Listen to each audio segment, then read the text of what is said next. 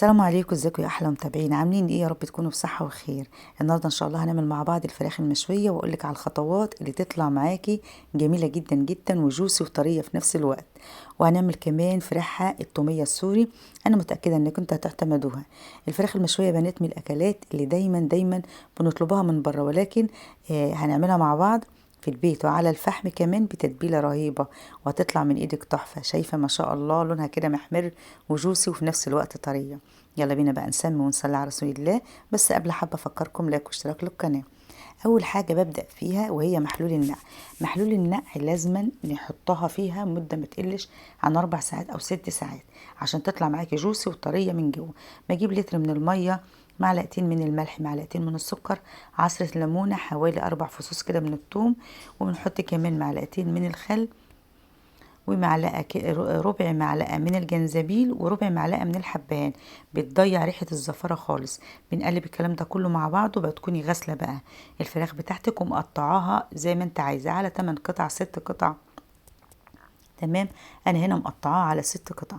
ممكن تقطعها على 12 قطعة لو انت حباها صغيرة، ولكن لو هي حتى يعني حطاها بحالها او كبيرة او القطع كبيرة هتشويها وهتطلع جميلة جدا وهتستوي في نفس الوقت. انا حطيتها خلاص في محلول النقع. هنبدأ بقى نعمل ايه؟ نحطها كده ونغلفها ونسيبها في التلاجة.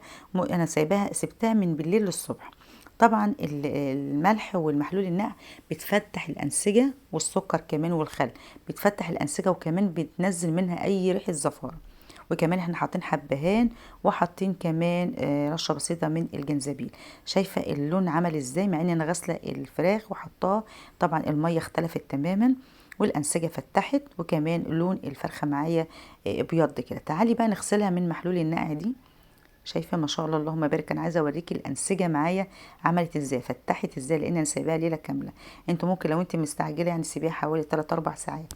تعالي بقى نعمل التتبيله الجباره، تتبيله حلوه جدا للمشويات عامه. بحط كده بصلتين، قرنين من الفلفل، طماطمتين، كام فص من الثوم كده. هنبدا نحط عليهم معلقتين من الزيت، معلقتين من الخل، وعصره ليمونه كبيره كده. تمام. وهضرب الكلام ده كله في الخلط، ولكن الاول هنحط التوابل معاه. حطينا كمان معلقه من الصلصه عشان تخلي لونها حلو واحمر كده، وفص كده حطينا احنا فص من الثوم. ان شاء الله زي ما احنا متعودين دايما مع بعض بنكتب لك المقادير في صندوق الوصف بالجرام وبالكوبايه، يعني هتطلع من ايدك جميله جدا جدا.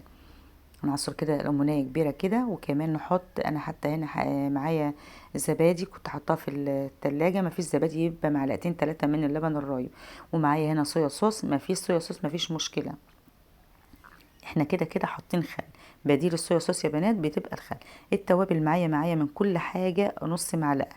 كزبرة معايا هنا، بابريكا معايا كمان، مرقة دجاج، ومعايا السبع بهارات حلوة جدا، وجنزبيل، ورشة بسيطة كمان من القرفة، ومعايا كمان جوز الطيبة، ورشة بسيطة من الحبهان.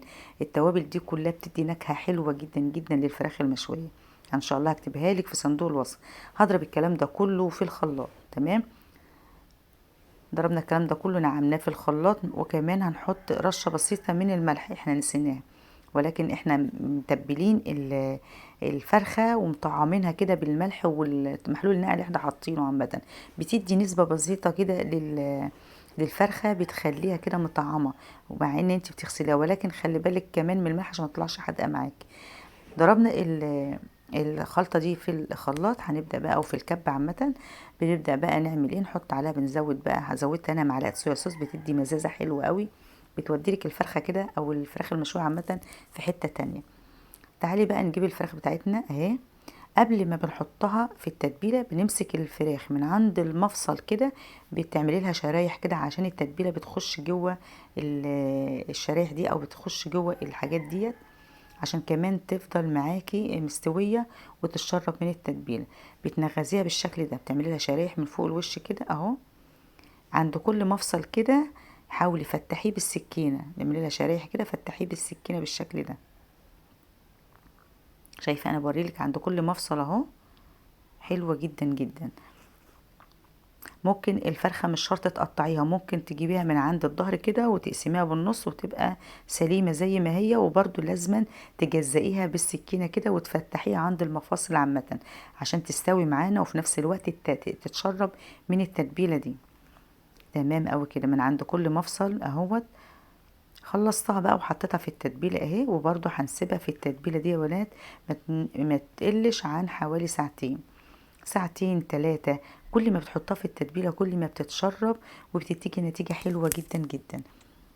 تمام قوي كده. بعد ما حطيناها في التتبيله هنسيبها مده ما تقلش عن ساعتين، ونرجع مع بعض نشوف هنعمل ايه.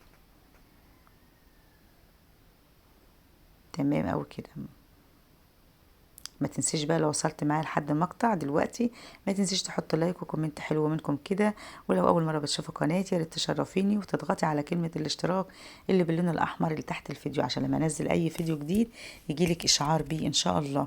تعالي بقى نطلع بقى الفراخ بتاعتنا من التتبيله، وطبعا بنشيل من عليها اي كميه بصل عشان ما تحرقش معانا واحنا بنشويها على الفحم. تعال بقى نعمل التومية السوري الأصلية جميلة جدا. حطينا تلت كوباية من النشا وعليها زيها مية، ونبدأ بقى نسويها على النار. لو انت حطيت نص كوباية نشا يبقى تحطي نص كوباية مية. هنسويها على النار كده لحد ما تديني القوام اللي انت شايفاه ده. هنسيبها بقى تبرد عشان خاطر هنعملها في الخلاط. هنحط بقى فصين 3 من الثوم، ونحط عليهم علبة من الزبادي اهو، ونبدأ نحط بقى نص كوباية من اللبن الحليب. يبقى حطينا علبة زبادي، نص كوباية من حليب، معلقة من الخل، حطينا حوالي فصين من الثوم، وهنحط كمان رشة بسيطة من الملح، حاجة بسيطة.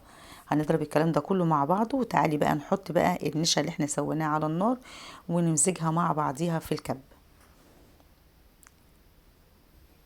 طبعا احنا سيبناها لما تبرد. حابه تحطها سخنه لو مش هتاثر معاكي في الخلاط او في الكبه مفيش مشكله. طبعا ممكن اللي تعمليها في الخلاط مش شرط كبه، ولكن عندي اللي انا الخلاط بايظ فاستعملت الكبه. انا بقى بعمل ايه؟ بحط ربع كوبايه زيت واحده واحده وهي شغاله كده. ممكن وانتي بتعمليها في الخلاط تحطيها من فوق كده، والخلاط شغال تحطي الزيت واحده واحده من فوق الوش كده. تمام قوي كده. اول ما تديني القوام المظبوط بالظبط بوقف بقى ايدي. هي هتاخد بالظبط ربع كوبايه من الزيت، ونص كوبايه من النشا، ونص كوبايه من لبن الحليب، ونص كوبايه من الميه. المقادير ان شاء الله زي ما احنا متعودين هكتبها لك في صندوق الوصف. لو انت لقيتيها اتكتلت معاكي كده وما تديش القوام المطلوب زودي ربع كوبايه من اللبن الحليب، مفيش اي مشكله. المهم تديكي القوام اللي انت عايزاه، بيبقى لا تقيل ولا خفيف. تطلع معاكي كريميه وجميله جدا جدا. شايفه قوامها عامل ازاي؟ وفي نفس الوقت ناعمه معايا. هنحطها بقى في البوله كده. بتقعد قد ايه؟ بتقعد معايا اسبوعين في التلاجة. حلوه جدا جدا. دي الطريقه الاصليه الصح للتوميه السوري. انا متاكده انك هتعتمدوها ان شاء الله وسجلوها عندكم بقى لوصفات رمضان. لو انت بقى هتعملي مشويات تعتمديها في ريحه باذن الله. بتقعد معاكي اسبوعين في التلاجة بالظبط. شايفه قوامها عامل ازاي؟ كريميه وجميله جدا وناعمه وحلوه قوي قوي. تعالي بقى بعد احنا ما طلعنا بقى الفراخ المشويه من التتبيله، بناخد التتبيله اللي احنا كنا نقعينها فيها، بنصفيها طبعا كده لان بيبقى فيها توابل وفيها زيت وفيها صويا صوص وفيها بصي حاجات جميله وفيها ميه البصل كمان. تعالي بقى نشوي بقى الفراخ بتاعتنا، وهناخد التتبيله ديت ومن كل وقت ونحط عليها بقى زيت عشان تلمع معانا بقى الفرخه كده وتخليها جميله جدا. تعالي بقى. انا طبعا مولعين الفحم اهوت قدام باب الشقه عشان ما تبهدلش الدنيا. وطبعا اول ما بتحطي الفراخ بتحطها على الجزء مش الجلد، بتحطي الجزء التحتاني، ومن كل وقت والتاني بتقلبيها وما تعليش الفحم عشان ما تاخدش معاكي لون وتبقى هي مش مستويه من جوه. لا، هدي الفحم كده وبين كل وقت والتاني بدهنها من التتبيله اللي احنا عاملينها دي. وبعد ما اتشوت ما شاء الله اللهم بارك فرشه بقدونس بقى كده او فرشه خضره، وتحط الفراخ بتاعتك وفرحه التوميه اللي احنا عاملينها بجد تحفه وتستاهل التجربه وبسيطه جدا جدا. وزي ما قلت لكم من الاكلات اللذيذه اللي دايما احنا بنطلبها من بره هي الفراخ المشويه. شويناها ونشويناها كمان على الفحم جميله جدا، والتتبيله رهيبه، والتوميه بجد تحفه فرحه. تعالي شوفي.